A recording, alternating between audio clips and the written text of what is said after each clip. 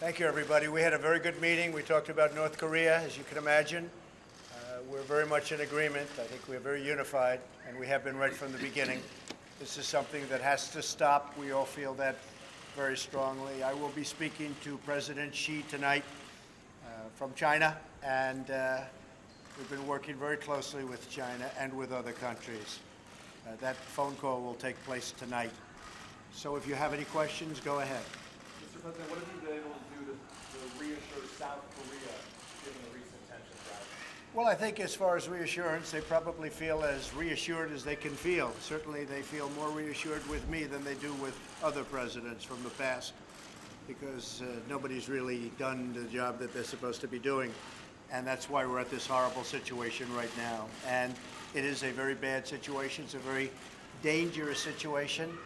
And it will not continue, that I can tell you. So I think South Korea is very happy, and you don't mention Japan, but I think Japan is very happy with the job we're doing. I think they're very impressed with the job we're doing, and let's see how it turns out. Mr. President, were you being sarcastic when you thanked Vladimir Putin for expelling 755 diplomats from Russia? In order to reduce our payroll? Absolutely. I think you know that. I think you know that. We'll see. In fact, I was just speaking to the secretary, and we're talking about coming up with an answer. When, Rex? Tell me. By September 1st. By September 1st, we'll have a response.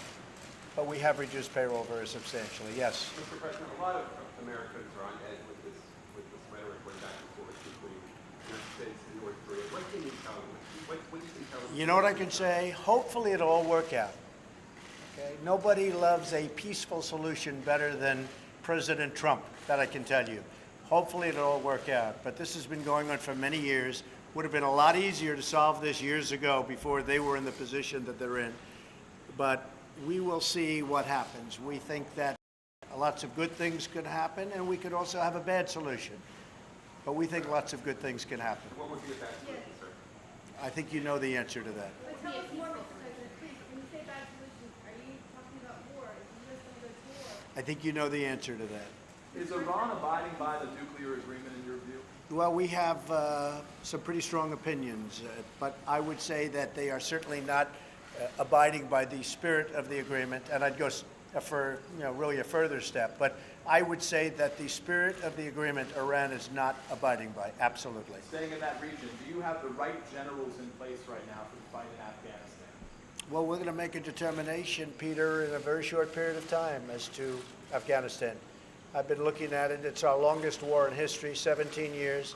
That's unacceptable. We will be making decisions, as you know very well. We're looking at that very closely. We talked about it a little bit today. We talked about Venezuela today also, by the way. Venezuela is a mess. It's a very dangerous mess and a very sad situation. But we talked about Venezuela also. We're a couple weeks into General John Kelly's time as your chief of staff. What have you done differently? What has he done to change the way you act, perhaps in the way that your White House acts? Well, I think General Kelly has done a fantastic job. He's a respected person, respected by everybody. Things have come together very nicely. And I have to say, I think probably, and I've gone through this a lot, but I think very, very few presidents have done what we've done in a 6-month period. Whether it's optimism in business, whether it's a stock market, whether it's picking up $4 trillion in value with companies and equity, whether it's all of the many things, including a Supreme Court justice, regulations being cut massively. We have, I think it's 48 bills being passed in the I'm talking about legislature, not just executive orders.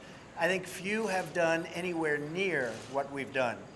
And we'll work now on tax reform cuts. We'll never stop working on, as you know, health care.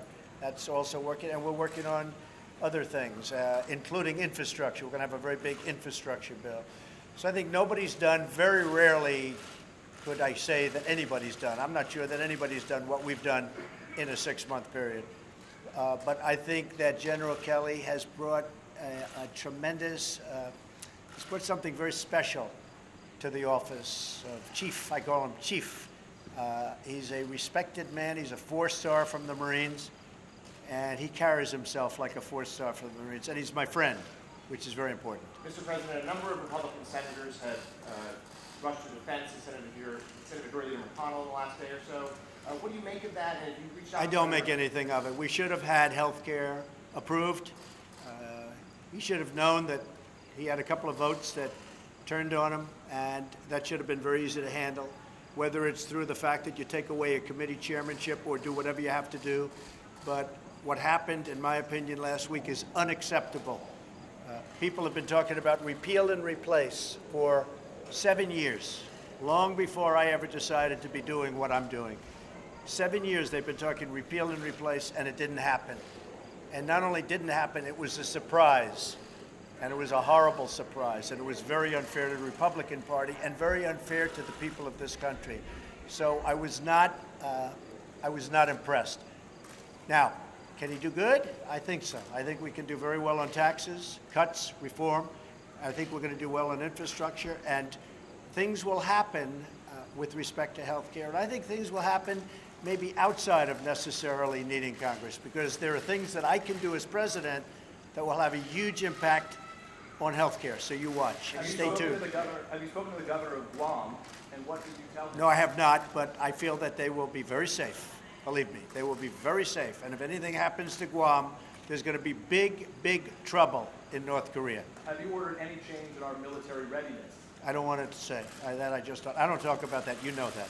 I'm not one that says we're attacking Mosul in 4 months. Mr. Okay, President, we do it or we don't do it. Yes. You're interrupting your trip here to return to Washington on Monday. Can you tell us why you're doing that?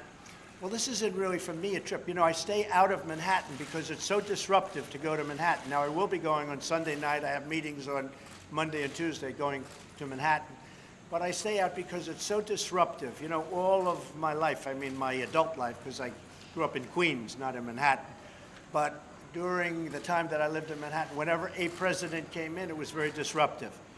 And I think I'm probably more disruptive than any of them. So when they have to close Fifth Avenue, when they have to close 56th Street and many other streets, so I'm here for that reason. We're doing a tremendous amount of work. We're having, large numbers of meetings, and I'm on the phone a lot. But I'm here for that reason. I would love to go to my home in Trump Tower, but it's very, very disruptive to do. So when's your trip to Washington on Monday? Yes, we have a conference scheduled. We have a very important meeting scheduled, and we're going to have a pretty big press conference on Monday. Secretary Tillerson has spoken emphasizing diplomacy. You've spoken increasingly emphasizing the potential for military options. Are you two on the same page? Totally. I can tell you totally on the same page. And Secretary, maybe you'd like to make a statement? Well, I think it takes a combined message there if we're going to get effective movement out of the regime in North Korea. I think the President's made it clear he prefers a diplomatic solution. I think he responded to that in effect just a moment ago. And so I think what the President's doing is trying to support our efforts by ensuring North Korea understands what the stakes are. Speaking of the State Department right now, these recent acoustic attacks we've learned about regarding diplomats, American diplomats in Cuba. Who's responsible for the acoustic attacks? Is it Cuba? Is it Russia? Who's to blame for that? We've not been able to determine who is to blame. We do hold the Cuban authorities responsible for the safety and security of all of our people, just as every host country has a responsibility for safety and security of diplomats in their country. So we hold the Cuban authorities responsible for finding out who is carrying out these health attacks on not just our diplomats, but as you've seen now, there are other cases with other diplomats as well. What do you make of this awful situation of them losing their hearing, these American diplomats? Yeah, it's awful. You just described it exactly correctly, which is why we're bringing people out. Can you tell us what you're considering for Venezuela? What options are on the table right now to deal with this mess? We have many options for Venezuela. And by the way, I'm not going to rule out a military option. We have many options for Venezuela. This is our neighbor. This is, we're all over the world. And we have troops all over the world in places that are very, very far away. Venezuela is not very far away, and the people are suffering, and they're dying. We have many options for Venezuela, including a possible military option if necessary. That would be U.S.-led, President? Say? That would be a U.S.-led military operation? We don't talk about it, but a military operation, a military option is certainly something that we could pursue. We heard from North Korean state TV saying we consider the U.S. no more than a lump which we can beat to a jelly anytime. Well, let me hear others say it, because when you say that, I don't know what you're referring to and who's making the statement. From Russia. But let me hear Kim Jong-un say it, okay? He's not saying it. He hasn't been saying much for the last 3 days. You let me hear him say it. Mr. President, do you support regime change in North Korea or in Venezuela? Do you think those regimes? I don't want to comment because I think they're very different places, so I don't want to comment. But I support peace, I support safety, and I support having to get very tough if we have to protect the American people and also to protect our allies. Do you think your vice president will be a candidate for president in 2020? I don't think so. No, I don't think so at all. He's a good guy. He's just, as you know, he's left for Colombia and various other places. He's been terrific. He's been a great ally of mine and a great friend of mine. Are you considering further economic sanctions against North Korea? Yes, we are. Yes, we are. Very strong ones. In what form? They're already very strong. We are considering additional sanctions at a very, very high level, and probably you could say as strong as they get. Okay, thank you very much, everybody. Thank you. Thank you. Thank you.